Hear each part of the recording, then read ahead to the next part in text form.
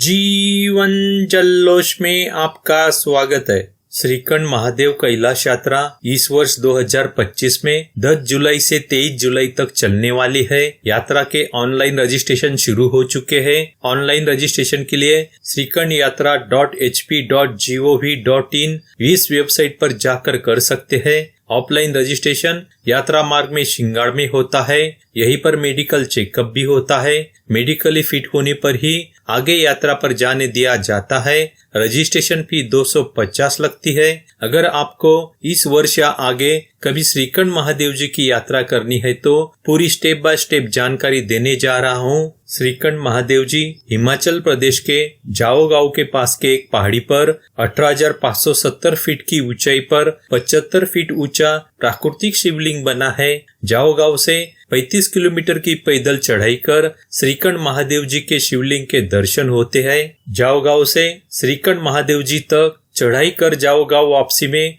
6 से 7 दिन लगते हैं। बारिश के कारण रुकना भी पड़ता है, इसलिए 1-2 दिन ज्यादा रख कर चलना है। यात्रा के दिन आपके चढ़ाई के स्टेमिना के मुताबिक कम ज्यादा हो सकते हैं। श्रीखंड महादेव जी पहुँचने के लिए आपको आपके शहर से कालका तक ट्रेन से पहुंचना है। कालका से शिमला बस से जाना है। शिमला से रामपुर बुश शहर जाना है। शिमला के न्यू बस स्टैंड से रामपुर बुश शहर के लिए बस मिल जाती है। रामपुर से आगे जाओ गांव जाना है, जहां से पैदल यात्रा की शुरुआत होती है। यहाँ एक बात को समझना होगा, रामपुर बुश शहर से जाओ गांव के लिए सीधे बस नहीं मिलती है। रामपुर बुश शहर से जाओ गांव के रास्ते में निर्मन पड़ता है। रामपुर से निर्मन तक बस मिलेगी। निर्मन से 2 किलोमीटर पहले निर्मन पुल के पास देवडांग जगह पड़ती है। देवडांग में अंबिका माता, परशुराम, शिवजी का मंदिर है। श्रीखंड महादेव यात्रा से पहले देवडांग मंदिर में दर्शन करने की मान्यता है, इसलिए निर्मन पुल पर उतर जाना है।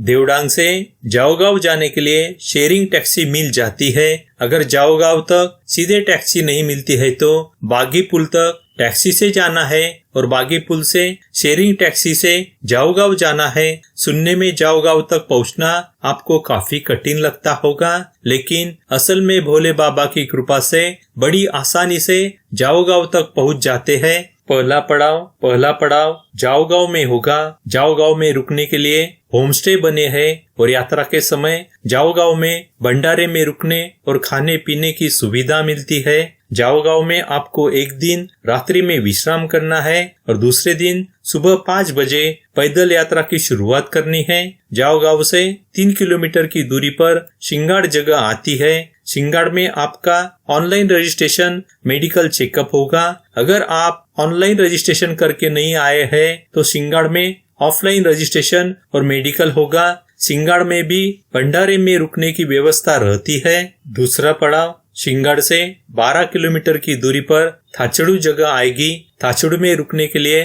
टेंट सुविधा रहती है। टेंट में रुकने के चार्जेस देने पड़ते हैं। सिर्फ भंडारे में भोजन की फ्री सुविधा रहती है। थाचड़ू में रात में टेंट में रुकना है। तीसरा पड़ाव थाचड़ू से भीमद्वार 10 किलोमीटर की दूरी पर तीसरा पड़ाव आता है। थाचड़ू से भीमद्वार जाते समय बीच में काली टॉप, भीमतलाई और कुंशा जगह आएगी, जहाँ पर भंडारे में भोजन की सुविधा मिलती है और रुकने के लिए टेंट भी मिलेंगे। भीमद्वार में रात में टेंट में रुकना है। आखिरी पड़ाव भीमद्वार से सुबह 2 बजे ही श्रीखंड महादेव जी के दर्शन के लिए निकलना पड़ता है। भीमद्वार से 3 किलोमीटर की दूरी पर पार्वती बाग जगह आती है। पार्वती बाग आखिरी कैंप है। पार्वती बाग से आगे खाने पीने की कोई भी चीज आपको नहीं मिलेगी, इसलिए खाने पीने की चीजें और पर्याप्त पानी साथ लेकर जाए। पार्वती बाग से श्रीखंड महादेव जी की दूरी 5 किलोमीटर है। पार्वती बाग से श्रीखंड महादेव जी की चढ़ाई सबसे कठिन है।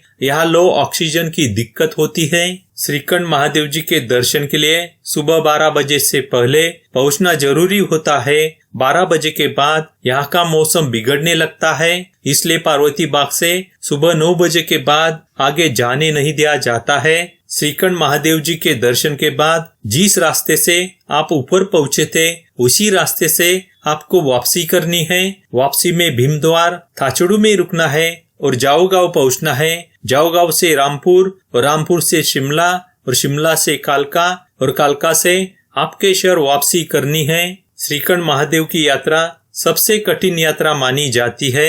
आपका अच्छा फिटनेस होना जरूरी है। मौसम यहाँ कभी भी खराब हो जाता है। तेज हवा के साथ भारी बारिश होती है। ठंड भी काफी रहती है। खड़ी और कठिन चढ़ाई है। खतरनाक ग्लेशियर से गुजरना पड़ता है। कुछ जगह पर बर्फ के संकरे रास्ते पर रस्सी के सहारे चलना पड़ता है। दोस्तों, यहाँ पर श्रीखंड महादेव कैलाश यात्रा की समाप्ति करते हैं। आगे और मिलेंगे नए सफर में। वीडियो अच्छा लगा तो लाइक अवश्य करें, कमेंट जरूर करें। अभी तक आपने चैनल सब्सक्राइब नहीं किया है तो सब्सक्राइब अवश्य करें और बेल बटन दबाना न भूलें